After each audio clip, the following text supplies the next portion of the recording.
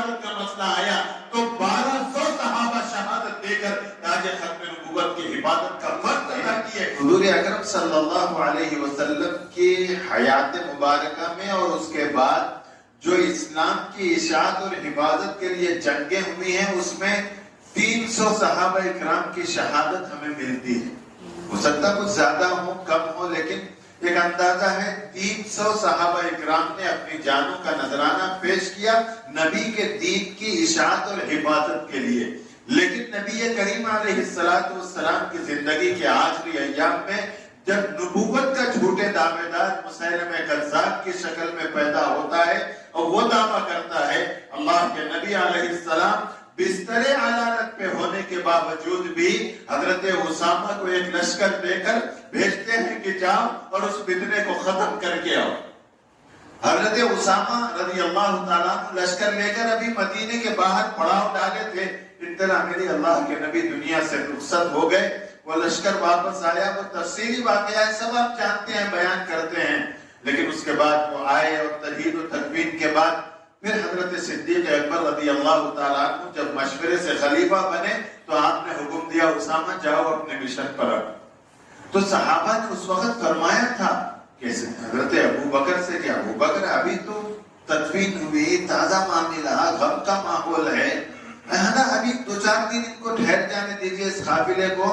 اور اس کے بعد یہ لوگ چلے جائیں گے، ابھی پورا مدینہ کیا پورا عرب سوگوار ہے۔ صدیق اکبر رضی اللہ تعالیٰ عنہ کے چہرے پہ چمک آئی اور فرمایا کہ جس لشکر کو نبی نے اپنی زندگی میں روانہ کر دیا، ابو بکر کی مجال نہیں ہے کہ اب تھوڑی دیر کے لیے اس لشکر کو روکے، اس لیے کہ یہ دین کی اشاعت اور حفاظت کا نہیں بلکہ نبی کی ناموس کی حفاظت کا مسئلہ ہے، تاج ختم نبوت کی حفاظت کا مسئلہ ہے، اس میں تاخیر نہیں ہو سکتی۔ وہ لشکر کو روانہ کیا۔ میرے عزیزو، اسلام کی حفاظت اور اشاعت کے لیے 300 صحابہ شہید ہوئے، اور جب تاج ختم نبوت کی حفاظت کا مسئلہ آیا تو 1200 صحابہ شہادت دے کر تاج ختم نبوت کی حفاظت کا فرض ادا کیے۔ وہ 1200 اس لیے شہید ہوئے، اس لیے خون بہایا کہ وہ جانتے تھے تاج ختم نبوت دین کی جڑ ہے، دین کی بنیاد ہے، ایمان کی بنیاد ہے۔ اگر جڑ محفوظ ہے تو شاخیں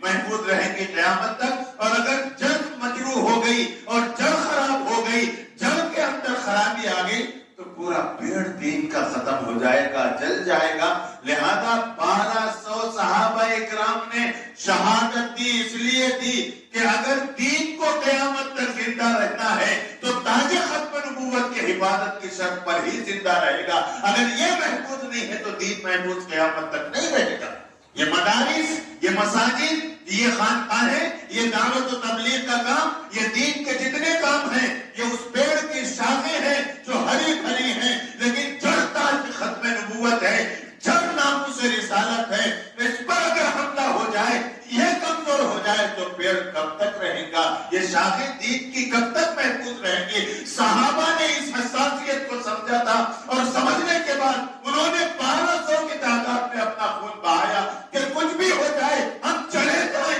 مگر نبی کے ختم نبوت اور ناموس پر آنچ نہ آئے۔ الحمدللہ شہادتوں کے بعد تاج ختم نبوت کی حفاظت کا فرض ادا کیا اور ہوا۔ لیکن چونکہ آقا علیہ السلام نے فرما دیا تھا کہ میری امت میں 30 بڑے بڑے دجال آئیں گے، ان میں سے ہر ایک یہ دعویٰ کرے گا کہ میں نبی ہوں، سب کے سب کذاب ہوں گے، دجال ہوں گے، لہذا وہ سلسلہ چلتا رہا، چھوٹے موٹے بھی بیچ میں آتے رہے، لیکن بڑوں میں ایک نام ہمارے اس دور میں مرزا غلام احمد قادیانی کا ہے، جس کو دشمن نے کھڑا کیا، وہ آلے کار بنا، اسے لالچ دے کر، اس سے مختلف دعوے کرا کر بنا پھر 1903 میں اس سے نبوت کا دعویٰ کروا دیا، اس لیے کہ انگریز جانتا تھا کہ جب تک مسلمانوں کے دلوں میں نبی کی محبت پیوست ہے ہم ان کا مقابلہ نہیں کر سکتے۔ تو دین کو پر داغ لگانے سے پہلے جڑ کو کھوکھلی کرنے کی ضرورت ہے۔ پیڑ کی شاخوں کو بعد میں کاٹو، وہ خود بخود سوکھیں گی، ان کو کاٹنے کی ضرورت نہیں ہے، جڑ کو کھوکھلی کرو۔ لہذا اس پلان کے تحت اس نے ناموس نبی پر حملہ کرنے کے لیے اس کو کھڑا کیا۔ اس بدبخت نے کھڑے ہو کر دعویٰ کیا، اور آج پوری دنیا میں ایک بڑا حصہ اس کو نبی ماننے والا، مسیح ماننے والا ہمارے سامنے ہے۔ ہم بہت سے ملکوں میں جاتے ہیں، ان ملکوں میں یقین نہیں آتا، ہمیں حیرت ہوتی ہے کہ اچھے خاصے دیندار پڑھے لکھے لوگ، ڈاکٹر، انجینئر اور عالم حافظ لوگ بھی اس فتنے سے متاثر ملتے ہیں، صرف اس لیے کہ ان کی رہبری نہیں ہو رہی۔